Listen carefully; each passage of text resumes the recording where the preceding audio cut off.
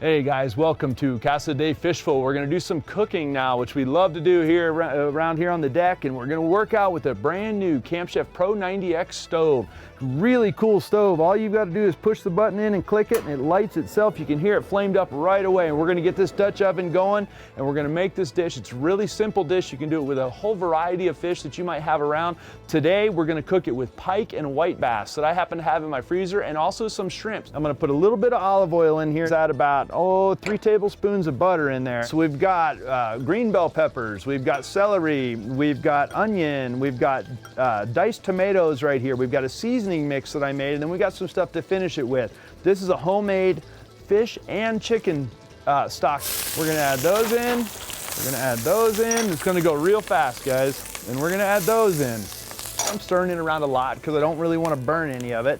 We're gonna build our roux right here in the pan. So I've got just some regular AP flour. Since I had about 2.5 tablespoons of butter, I added about 2 to 2.5 tablespoons of flour. So we need some seasoning. So let me put some of this in here. So what was in here is a mixture of equal parts of white pepper, black pepper, cayenne pepper, onion powder, garlic powder, oregano, and thyme.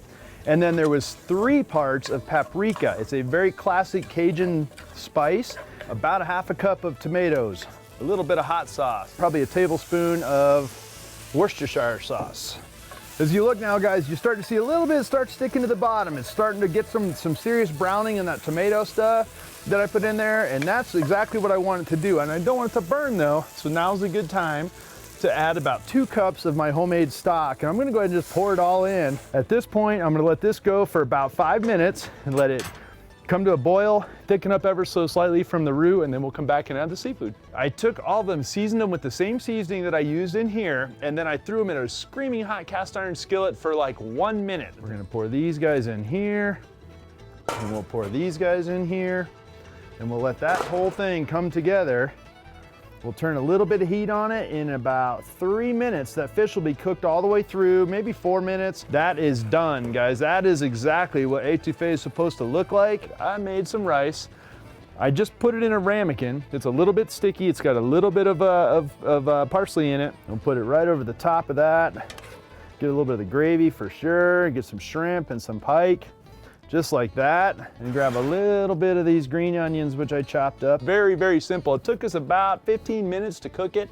A little bit of prep time ahead of that. In the Dutch oven here with the Pro 90X on the deck, it's just a great way to go about it. All right, so let's go ahead and give this Etoufee a taste because it looks good. So we'll get a little bit of that rice. You can see the fish will just completely flake. That's a piece of pike, came apart perfectly. Looks great.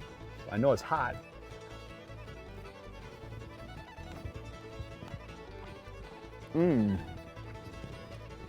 You're gonna have to excuse me for a minute. I'm gonna, guys, that is